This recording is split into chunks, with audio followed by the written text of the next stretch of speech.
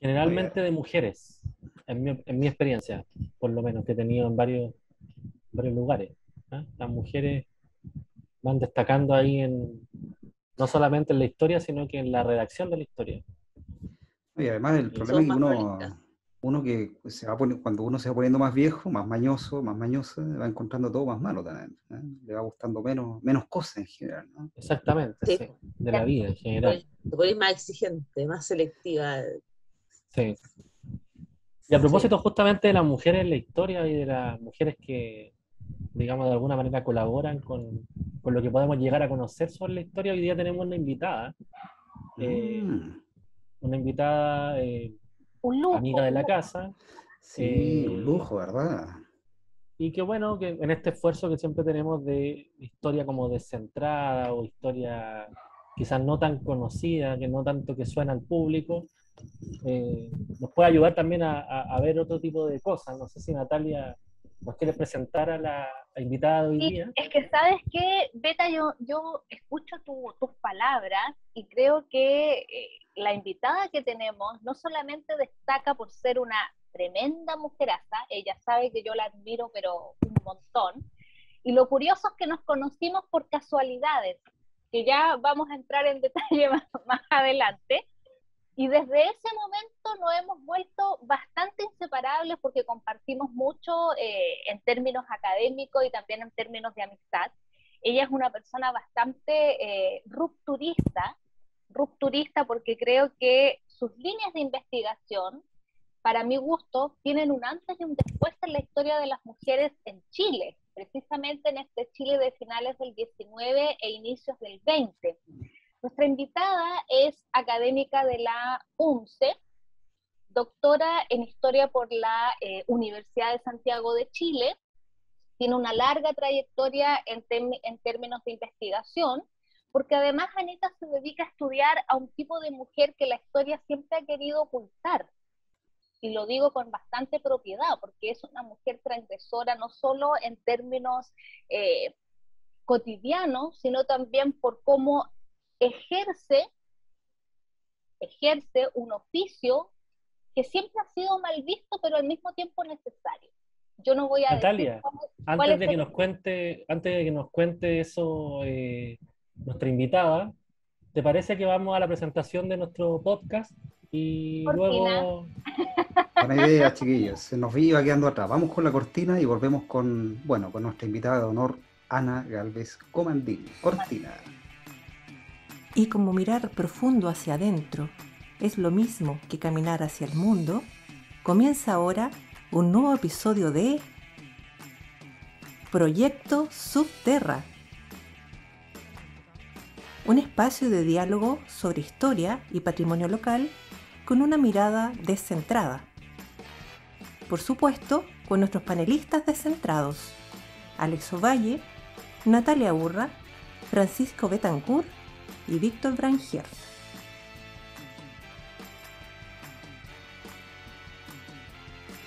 ¿Cómo está, Anita?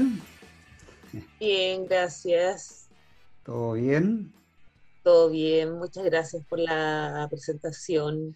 Oye, qué bueno que pudiste estar aquí con nosotros, pues hemos tenido aquí una secuela de muy excelentes conversaciones a lo largo del 2021, ahora estamos inaugurando el año 2022 contigo, y con estas temáticas que decía Francisco, Natalia, que son, bueno, siempre contingentes y siempre llaman mucho la atención, la curiosidad de quién se va adentrando como la historia del Bajo Pueblo, la historia de la ciudad también, o sea, las temáticas que tú trabajas se pueden ver de distintos enfoques y son atractivas desde todos ellos. Bueno, cuéntame un poquito, Anita, cuál es tu especialidad particularmente, qué es lo que con qué empezaste al mundo de la historia y qué es lo que te ha Yo acompañado. me he dedicado a investigar la historia de la prostitución en Chile.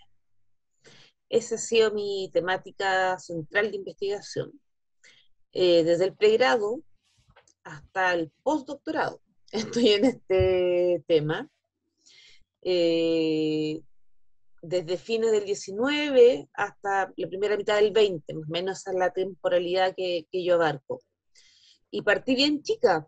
Me llamó la atención el tema de irme en chica en el pregrado, justamente porque estábamos haciendo el seminario de título sobre historia y novela, ¿no? Literatura y historia a comienzos del siglo XX, ¿no? Y como me interesaba mucho el tema de las mujeres, estaba trabajando historia de las mujeres, estaba metida, estaban las profesoras en esa época, Diana Venero, Dina Escobar, que llevaron como el tema de la historia de las mujeres y del género a la UNCE. Y dije, bueno, voy a mirar la historia de las mujeres a través de la literatura, a comienzos del siglo XX, mujeres en los sectores populares. Y ahí empecé a leer novelas que probablemente había leído en la escuela, pero que no había vuelto a mirar. El Roto, La viuda del conventillo, La vida simplemente, La sangre y la esperanza, ¿no? La luz viene del mar, eh, todas novelas vinculadas directa o indirectamente a la vida del mundo popular, a la vida de los arrabales, y donde aparecía muy fuertemente marcado el trabajo de la prostitución. Es como que se Si bien repetía, eso ¿no? se repetía, era un tema muy recurrente en los autores de la época. Augusto Dalmar con Juana Lucero, ¿no? También era muy, muy recurrente en los autores de comienzo del siglo XX. Esa tesis tenía que ver más bien con trabajo y mujer popular a través de la literatura. Pero ahí yo dije, por qué hay tanta prostituta en esta literatura? ¿No? Y siendo que habíamos mirado literatura anterior y posterior y como que desaparecían. Hubo como un boom, ¿no? Entre 1900 y 1920 de mucha literatura dedicada a la prostitución, o que la mencionaba. Y después como que se iba como diluyendo un poco en el tiempo. Y a raíz de eso, de ese pequeño descubrimiento, de pura observación nomás, en el pregrado decidí hacer el magíster ya directamente en literatura y prostitución, porque la era literatura y mujer popular, ¿verdad? Literatura y prostitución. Y eso lo hice en la Chile. Ya. Esa Y me literatura, dirigí Anita, a era una como chilena, ¿no? Como novelas también en Chile. novela chilena, novela chilena y de autores que fueran contemporáneos al periodo y al momento en que estaban escribiendo. O sea, ese era como un requisito metodológico, ¿no? Que hubiesen vivido en el periodo que estaban relatando. Y obviamente Dalmar, Edwards, Nicomedes Guzmán, ¿no? Todos cumplían con ese requisito. Y ahí en la Chile me guió una gran maestra, que lamentablemente ya no está con nosotros, que fue María Eugenia Horvitz. Ella fue mi directora de tesis de magíster. Sí, falleció hace muy poquito. Hace muy poquito, sí, sí, sí. Fue una gran, gran maestra, muy generosa ella. Y en eso hice mi tesis, en la de magíster. Y de ahí me salté al doctorado, ¿no? Dije, esto lo tengo que seguir investigando, aquí hay mucho paño todavía por cortar, muchas fuentes por revisar, ¿no? Estoy todavía en la literatura, pero ya había empezado a encontrar en la medida que iba buscando argumentos para esa tesis, me fui encontrando con los médicos, con la policía, con la municipalidad, con los archivos judiciales, ¿no? Entonces me di cuenta que todo aquello que estaba impreso en estos textos de ficción literaria, pero de narrativa también, del periodo como narrativo costumbrista realista, ¿no? Estaba en los documentos históricos. Y ahí entro a trabajar en el doctorado. Yo te escucho, Anita, y bueno, siempre te lo he dicho, te admiro mucho y tu trabajo en particular me parece que es una bonanza para nuestra historiografía nacional porque es un tema completamente rupturista y pocas mujeres, si es que no eres tú la única, se han dedicado a trabajar este tema en particular. Y claro, yo te escucho porque me da la impresión que este tema en particular no sé cuáles son los resquemores de nuestra historiografía o academia nacional, porque me consta que en países como Argentina, Brasil o la misma España, estudiar el tema de la prostitución ya es un trabajo de de larga data, o sea, hay bastante bibliografía para más o menos interiorizarse respecto a este tema. ¿Y por qué te hago este comentario? Porque a veces a mí me surgen estas ideas y estos como cuestionamientos internos de cuál era la dinámica en torno a la prostitución. O sea, a veces la moralidad del periodo la tiende como a desvincular de lo que significaba la sociedad en general, cuando en realidad había toda una dinámica económica, política. Tú nos lo acabas de decir con estas fuentes. Entonces ahí es donde yo digo, qué gran trabajo has hecho, Anita, porque me da la impresión que tú estás abriendo una puerta para futuras investigaciones, no solamente tuyas, sino también de unas nuevas generaciones que están interiorizadas y que quieren seguir trabajando la historia de las mujeres, y en particular del personaje de la prostituta, que para mí trasciende netamente lo moral. Para mí hay toda una construcción en torno a la prostituta. Así es. Bueno, primero decir que la historiografía nacional, y lo digo como historiadora feminista, ¿no? Es absolutamente androcéntrica. Y es lo que se nos enseña en la escuela, y es lo que se nos enseña en la universidad, ¿no? Donde solamente miramos procesos y actores donde destacan los hombres, ¿no? ¿Qué es lo que uno estudia en la escuela y qué es lo que uno estudia en la universidad? Conquistas, guerras, aspectos políticos, económicos, ¿no? Pero damos pocos giros o pocas vueltas, y eso es algo que desde la historiografía feminista estamos tratando de hacer, de tratar de incorporar estos espacios públicos, pero que han sido tratados como parte de la vida privada o invisibilizados, ¿no? Cómo incorporarlo a la historia nacional y cómo a transformar a estas actoras, ¿no? históricas, y a las mujeres en general, no solamente a las prostitutas, a las mujeres en general, cómo incorporarlas y incluirlas dentro del currículum. Y esto es tremendamente importante porque yo soy profesora de pedagogía y de historia. Entonces, para mí es muy importante que las y los estudiantes que van a ser los futuros profesores lleguen al aula con un discurso histórico que no sea androcéntrico. Justamente porque ahí mismo, en la escuela, de chiquititas, las niñas, aprendemos que nuestro rol histórico es secundario. O que históricamente no somos relevantes, que históricamente no somos capaces de tomar decisiones, que históricamente somos como un componente agregado a la historia, ¿no? Y la historia de las mujeres sería como otra historia, aparte de la historia de los hombres, cuando no es así. Es todo parte de un mismo proceso, un mismo fenómeno, solamente que tenemos una visión muy parcial de ello. Y con respecto, bueno, a la historia de la prostitución, yo creo que hay países que ciertamente están mucho más avanzados en estos estudios, porque son países que también resguardan mucho mejor su documentación y sus archivos, que no es el caso chileno, y que no es el caso chileno sobre todo para la historia de las mujeres, ¿no? En el caso de Chile es muy difícil hacer historia de las mujeres porque hay muy pocos documentos que hablan de la historia de las mujeres. Entonces hay que buscar muchas herramientas metodológicas para llegar como a esas voces bajas de la historia. Natalia, tú lo sabrás bien con las brujas, ¿no? Etcétera. ¿Por qué? Porque todos los documentos con los que yo trabajo son documentos que han sido producidos por el Estado, es decir, estatistas, ¿no? O documentos judiciales, básicamente, o de los médicos, pero los médicos son parte del Estado, así que también son documentos estatistas.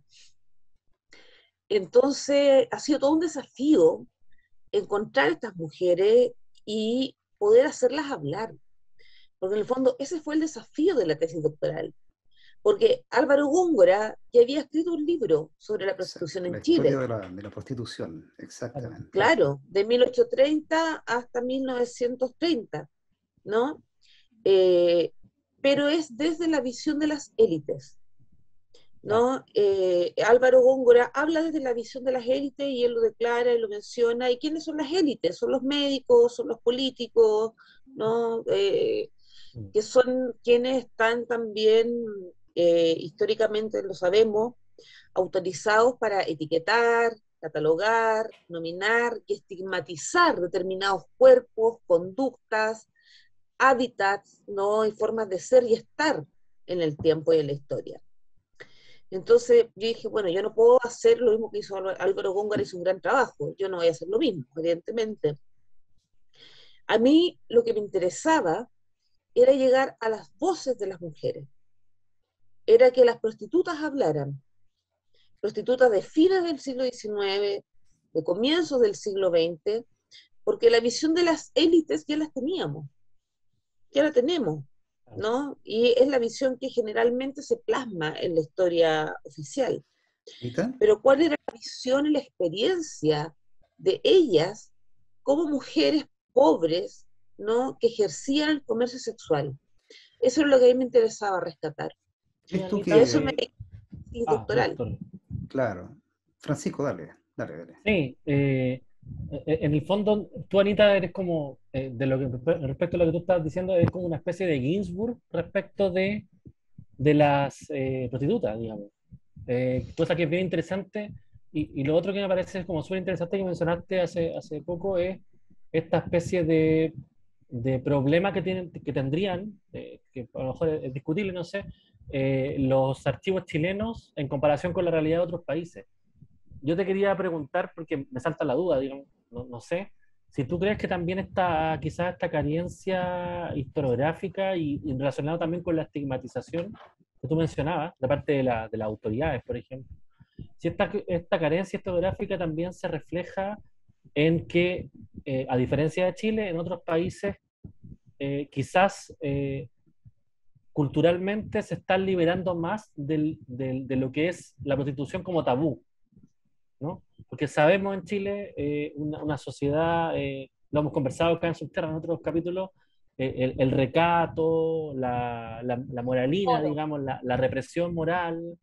No sé si eso quizás tú lo ves como que, como es nuestra sociedad culturalmente, se reflejó de alguna manera en la historiografía o en cómo, no solamente en la historiografía, sino en cómo abordamos este fenómeno social, y no solamente un tema, ¿no? No sé cómo lo ves tú. Sí, sí, sí, yo creo que ahí la doble moral sexual juega un papel importante, ¿no? Esta doble moral sexual que tiene que ver con que hay una moral sexual que es para los hombres y hay otra que es para las mujeres, ¿no? Pensando en la heteronorma directamente. Eh, y probablemente vincularse con estas temáticas durante mucho tiempo, ¿no? No era bien visto. De hecho, el estigma, ¿no? De ser, el estigma de la prostitución y el estigma de ser puta es como que la mayoría de los estigmas morales son estigmas considerados contagiosos, ¿no? Por tanto, quien investiga putas, quien investiga, no sé, brujas, quien investiga infanticidas, quien investiga mujeres que hacen abortos, ¿no? Que abortan, ¿no? Son temáticas tremendamente estigmatizadas. Y como somos una sociedad muy moralista y muy conservadora, y con una moral muy marcada para las mujeres dentro de lo que es el recato, el honor, etcétera, probablemente fueron temas no considerados relevantes, dejados de lado, ¿no? Y porque también te podías contagiar de aquel estigma. Eso está súper estudiado, ¿no? El tema de cómo el estigma se va transmitiendo finalmente. Y también, bueno, sí, porque en otros países también cuentan con otras fuentes que las que Chile no contamos. Por ejemplo, Judith Balkovich, ¿no? Que es una gran historiadora de la prostitución, ella es inglesa, ella cuenta y ha podido reconstruir también la historia de la prostitución con diarios de vidas de prostitutas, por ejemplo, cosa que en Chile no existe. Y no existe por diversos y muchos motivos, ¿no? Primero porque la mayoría eran analfabetas, eran pobres, porque aquello que era considerado un delito era muy difícil que alguien lo dejara por escrito, porque nuestro credo principal religioso de Estado de la época, esta moral judeocristiana, es mucho más de la confesión que de la escritura, como lo es la moral protestante. Claro, Entonces, claro. muchos factores para no tener como acceso directo de primera fuente a esas voces. Las Pero esas voces. voces están. Esas voces están. Cuando yo le dije, a mí me dirigió la tesis doctoral Julio Pinto, el gran doctor Julio Pinto, a quien yo quiero mucho, y aprovecho de mandarle un saludo porque se va a jubilar prontamente. Cuando yo le digo esto a Julio Pinto, él me dice, esto es una quimera. Yo le digo, profesor, las fuentes están. Me dice, bueno, si tú dices que las fuentes están, vamos, me dice, démosle, yo te apoyo, yo te guío la tesis. ¿Y dónde no fue? Y yo sabía que estaba, porque yo ya había mirado el archivo judicial. Y yo sabía que ahí estaban las voces de ella, en el archivo judicial. Solamente que nadie las había hecho hablar o nadie le había prestado atención a esos discursos de esas mujeres que hablaban en el archivo judicial. Y también justamente porque las voces de las prostitutas siempre han sido voces deslegitimadas en el espacio público y deslegitimadas socialmente. Entonces eran discursos de mujeres que no importaban, porque eran mujeres que no tenían buena reputación, eran mujeres sin honor. Y la palabra de la mujer sin honor es una palabra que no tenía valor histórico, ¿no? Así que nos fuimos al archivo judicial y ahí las encontramos hablando. Y ahí tengo más de 50 testimonios de vidas de mujeres que se dedicaban al comercio sexual y que cuentan cómo era el comercio sexual, cómo entraban y salían del comercio sexual, porque se suele creer que una prostituta es prostituta una vez y para toda la vida. Y no es así. Entraban y salían del comercio sexual. Entraban al comercio sexual, salían, trabajaban en servicio doméstico. Salían del servicio doméstico, volvían al comercio sexual. O a la costura, ¿no? Era un trabajo también como de mucho tránsito, de mucho movimiento social de las mujeres. Lo que sí queda para siempre es el estigma de puta. Eso sí que no te lo borrabas con nada, Claro, claro. ¿no? Oye, Oye, y ese ir y salir era motivado solamente por necesidad económica o hay otras consideraciones, otro tipo de fenómenos que tú has Mucha, podido ver de eso? mucha necesidad económica, porque históricamente las mujeres siempre han trabajado en los trabajos peor remunerados, ¿no? Siempre los trabajos peor remunerados son los trabajos de las mujeres. Claro. Y muchas de ellas veían en la prostitución una alternativa económica y una estrategia económica de subsistencia en las ciudades, porque la prostitución es un fenómeno urbano, primero que todo.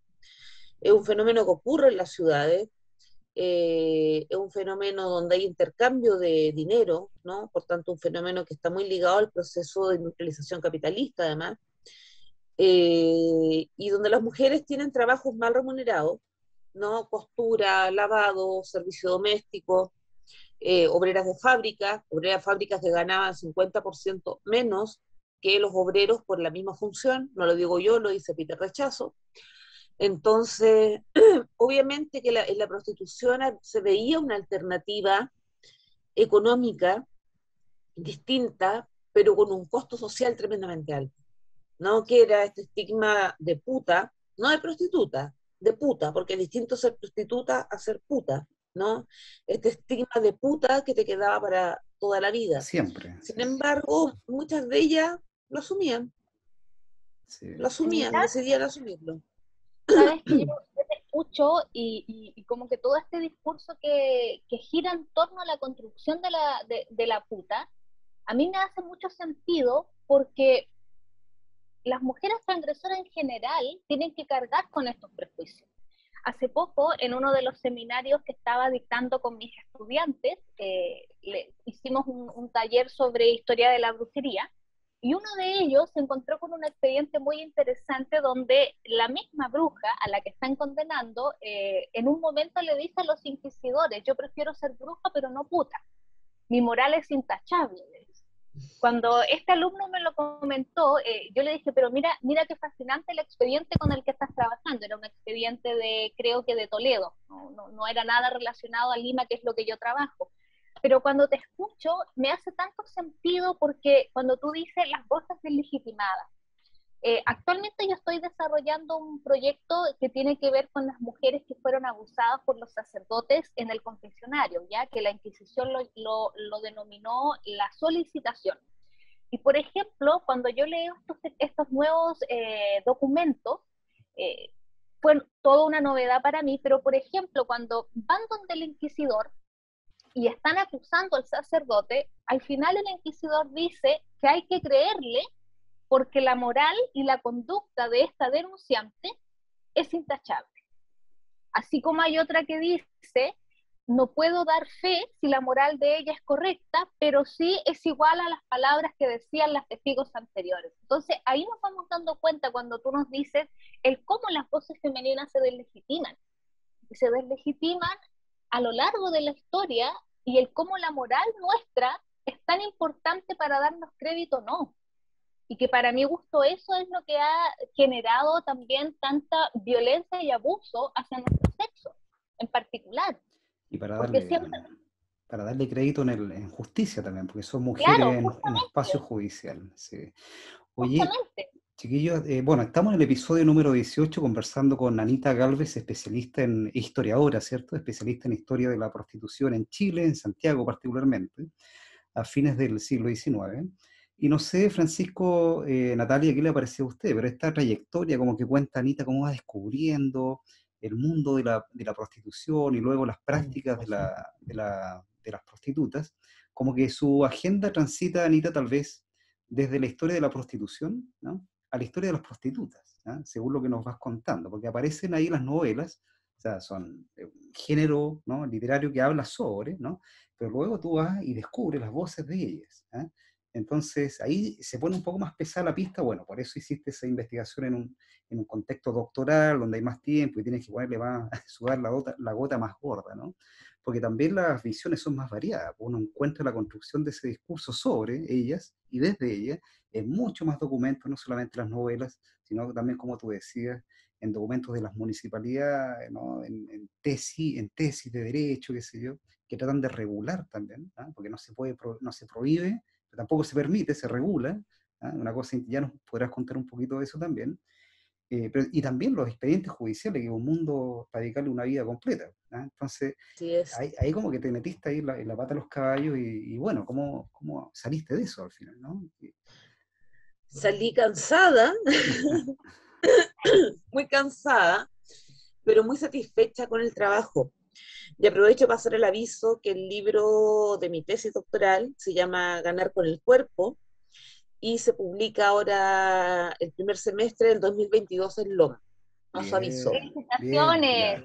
ya. Estarán Subterra, invitadas, ustedes sub, invitados al eso. lanzamiento, por supuesto, que vamos a hacer en la UNCE. Subterra va a estar ahí, todas nuestras redes sociales van a estar disponibles para el lanzamiento también, para difundirlo por nuestro Muchas Instagram, por nuestro gracias. Facebook, por nuestro canal de YouTube.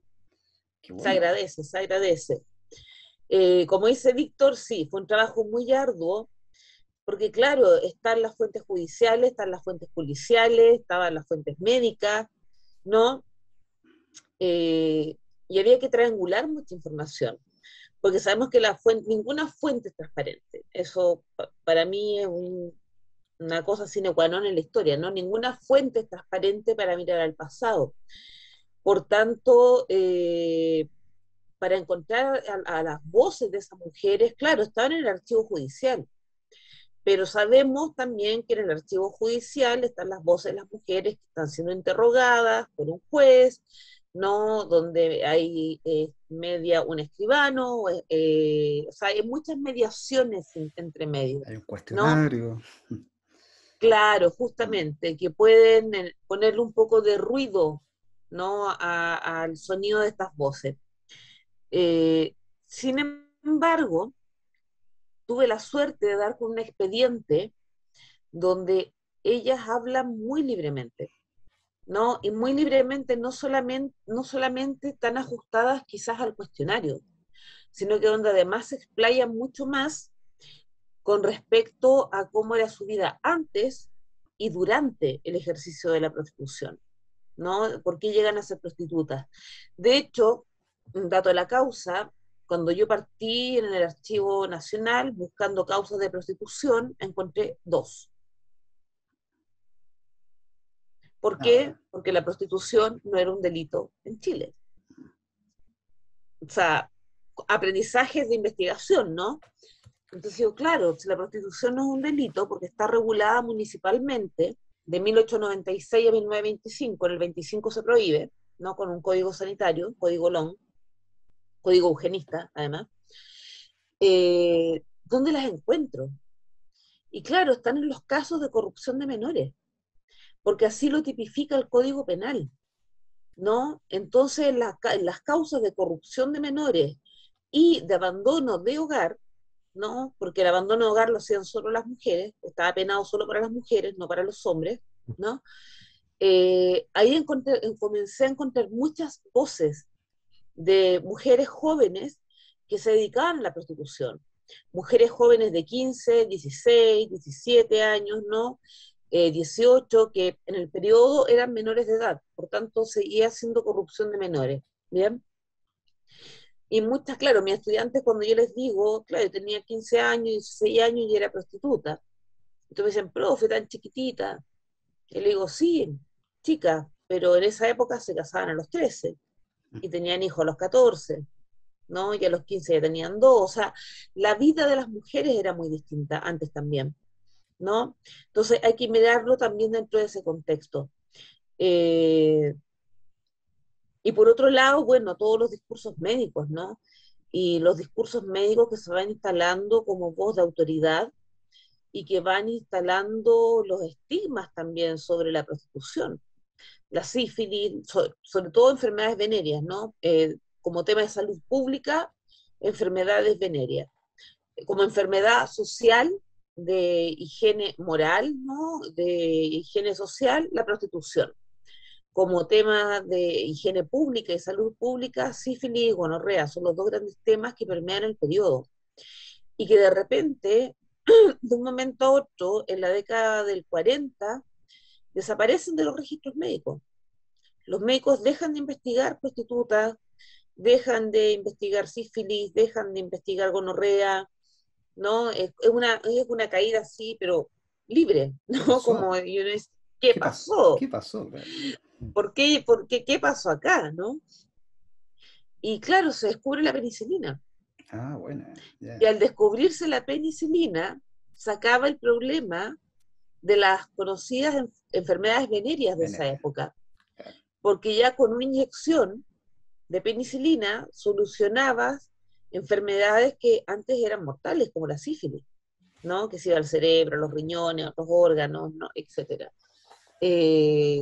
Entonces hay varios hitos que van marcando también la historia de la prostitución y que van marcando el desempeño de la prostitución. Por ejemplo, cuando se prohíbe en 1925, la prostitución en Chile estuvo reglamentada municipalmente desde 1896, que es el periodo que yo estudio de la reglamentación, hasta 1925, que se prohíbe con este código sanitario, como les decía, eugenista, y que prohíbe la prostitución y el prostíbulo en todas sus formas y aspectos. Ya no se puede ejercer ni consumir prostitución nada, en todo el territorio nada. de la República.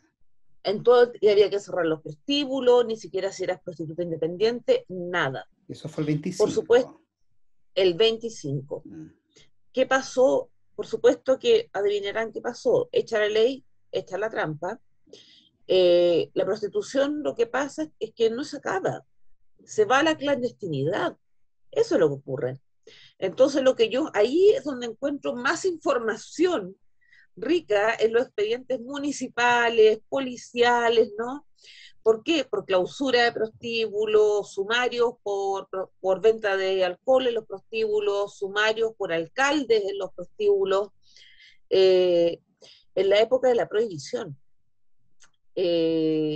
Y es la época también donde aparece mucho más fuerte el proxenetismo, porque mientras la prostitución estuvo regulada y ellas podían habitar en las casas de tolerancia, porque ese era el nombre que tenían, y había una oficina municipal de casas de tolerancia, o sea, el Estado tenía una institución especialmente designada para controlar ese oficio. Y que debe haber Cuando tenido desaparece, buenos ingresos la municipalidad a través de eso también, pues se daba una tajada por con ese supuesto, a precio. través de las patentes, Mm. pero Ah, a través de claro. las patentes y sobre todo a través de las multas Mm. por venta de alcohol, porque en los prostíbulos estaba prohibido vender alcohol, Oh. ¿no? Entonces las grandes multas eran por venta de alcohol. Eh, y el código sanitario, como la empuja la clandestinidad, también hace aparecer con fuerza el proxenetismo, porque ahí las mujeres necesitan protección de la policía sanitaria, de la policía municipal, ¿no? Que las persigue, etcétera.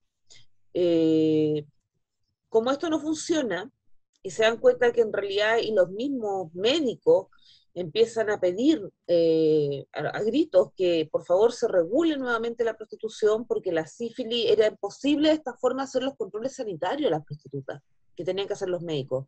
¿Por qué? Porque estaban escondidas, estaban clandestinas. Ahí el 31 hay un nuevo código sanitario que permite la prostitución independiente, pero sin prostíbulo. Es decir, usted se puede prostituir sola en su casa si quiere, pero no se permite nunca más la casa de puta, la casa de remolienda, el prostíbulo, casa de tolerancia, como le quieran llamar. Eso queda prohibido en el Código del 31. Y eso cambia la forma también en cómo se comienza a ejercer la prostitución. No significa que el prostíbulo se acabó de un día para otro, el prostíbulo siguió existiendo, pero también la ciudad y las formas de vida fueron cambiando. La ciudad se fue modernizando, el ritmo de vida se fue modernizando, las formas de trabajo fueron cambiando. Yo en los expedientes de comienzos del siglo XX encuentro causas donde los clientes iban a remoler al prostíbulo 2 o 3 días. O sea, pasaban el fin de semana ahí, pernoctaban, comían, dormían, jugaban, porque no era solamente un espacio donde se tenían relaciones sexuales, era un espacio de sociabilidad masculino, Exacto. ¿no? Entonces ahí se bailaba, se cantaba, se comía, se jugaban naipes, se hacían apuestas, se jugaba cacho, y si es que a veces terminaba en coito, o a veces no, ¿no? El negocio del prostíbulo no era la relación sexual en sí misma, ¿no? Sino que era todo el comercio que se movía en torno a eso, y sobre todo el alcohol, porque como Tenía, estaba como prohibido, diríamos hoy día, tenía un giro amplio. ¿Ah? tenía un giro muy amplio. Pero a la medida que la ciudad se va haciendo más rápida, la vida moderna es más rápida, los trabajos comienzan a tener horarios, ¿no? Mucho más marcados, más delimitados, el prostíbulo a poco comienza a desaparecer para dar paso a qué? A las boates, a los cabarets, donde no, es mucho más restringido el horario, ¿no? Los hombres van de noche, están un tiempo súper acotado y luego vuelven a su casa, a su domicilio, ¿no? Entonces eso también cambia la dinámica de la prostitución. ¿Y dónde, Anita, Hay y muchos, en muchos qué temas. barrios de San, porque tú, bueno, tú le pones lupa a Santiago, ¿no? Ese es como fue tu foco de estudios de tu tesis doctoral, y habían como barrios, como se, hiciste como un mapa, una Sí, cartografía de, ¿sí? Sí, hay un mapa. Sí, hay un mapa, hay un mapa. Sí, zona roja, todo lo que era la calle Maipú y los alrededores de Estación Central, Ya, ¿no? Zona absolutamente roja, zona llena de prostíbulos. que es la estación de tren, pues. Antes, ¿Mm? el apellido del sur. justamente Claro. cerca de la estación de trenes. Mm. Antes de la canalización del Mapocho, era el lado de la Chimba. Cuando se canaliza el Mapocho, todos esos prostíbulos que estaban en la orilla de la Chimba se trasladan al otro lado de la ciudad, al lado de la ciudad de Letrada, y se trasladan para la calle San Isidro, Santa Rosa, Eleuterio Ramírez, ¿no? Esa también es una zona prostibularia. Eh, Zona de prostitución ambulante, porque hay zona de prostíbulos y también zona de prostitución ambulante. Zona de prostitución ambulante, la Quinta Normal, la Plaza de Armas y el Parque Cauciño, ¿no? De prostitutas que no están inscritas o están inscritas pero tienen el carnet sanitario vencido, ¿no? Y que están deambulando y buscando clientes, esa era la zona. Y por supuesto que cerca de la zona de prostitución ambulante está lleno de hoteles, ¿no? Que hoy día serían moteles, pero en esa época se llamaban hoteles, ¿no? Ahí estaban los hoteles. Y mucho también en la Alameda, mucha prostitución ambulante en la Alameda. De hecho, muchas ordenanzas municipales que prohíben ordenanzas municipales que prohíben a las prostitutas a pasearse por la Alameda en la hora en que las señoras de familia y sus hijas salen a pasear y a comprar, ¿no? Después en la noche hagan como lo que quieran, pero en el día, no pueden mezclarse las mujeres honradas con las mujeres que no tienen honor. Era bastante, hay ordenanzas municipales muy, muy curiosas. Oye, Francisco, Natalia, yo estoy sorprendido con esta historia que nos cuenta Anita, y yo de inmediato noté la necesidad que tenemos acá en Subterra de invitarla una segunda vez. De invitarla con el mapa, para que nos muestre ahí el mapa con la zona roja, la prostitución ambulante, la zona establecida. Sí, a mí me quedan también muchas dudas. Demasiado. Muchas cosas antes de que estemos cerrando el capítulo de hoy, también me gustaría dejar acá a los ¿cómo se podría decir? A los oyentes, televidentes de Subterra, que este año Anita, junto a otras compañeras, publicó el libro Históricas, ¿ya? Que tiene que ver sobre el feminismo en Chile. También ahí tenemos otra variante más con la que podríamos hablar largo y tendido con Anita. Sí. El feminismo no tiene una sola postura con respecto al trabajo sexual, ¿no? Y esa es otra temática muy, muy importante que también hay mucho para debatir y mucho tema para abordar.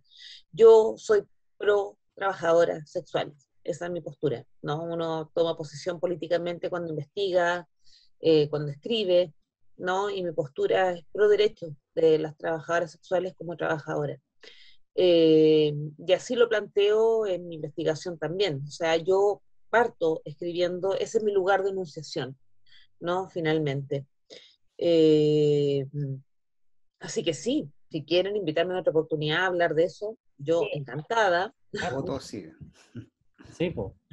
En temporada Subterra 2022. Oye, Anita, nosotros tenemos una suerte ya de costumbre, ¿no? Esta de, como diría Hobsbawm, la invención de la tradición que vamos de a poco inventando, de que cada vez que tenemos un invitado o invitada, ¿no? Nos sugiere o le gustaría terminar con alguna música, alguna canción de su gusto, que vaya ahí sonando mientras nosotros ya nos vamos despidiendo, ¿no? Y nos gustaría saber o preguntarte cuál a ti te parecería bien, cuál te gustaría. Me gusta Me llaman Calle, de Manu Chao. Con Manu Chao, entonces vamos a cerrar el capítulo de hoy. Entonces, Federico, Me llaman Calle de Manu Chao. Ahí, al final del episodio. Bueno, Anita, Galvez estuvo con nosotros en este episodio número 18 de Subterra, primero del año 2022. Mira qué bueno, un año que se tiene con todo muy intenso, con invitados de lujo e invitadas de lujo, por supuesto. Anita, te pasaste, sabemos que tienen los tiempos ahí acotados, y de hecho ahora corres, apagas, pones finalizar sesión y te vas corriendo, así que valoramos por supuesto tu disposición. Un gusto para nosotros. Yo agradezco mucho la invitación, ha sido un agrado, colegas, compartir con ustedes, y me siento muy honrada que me hayan invitado a su programa Subterra, de verdad. Y espero ansiosa una segunda invitación. Sí, porque lo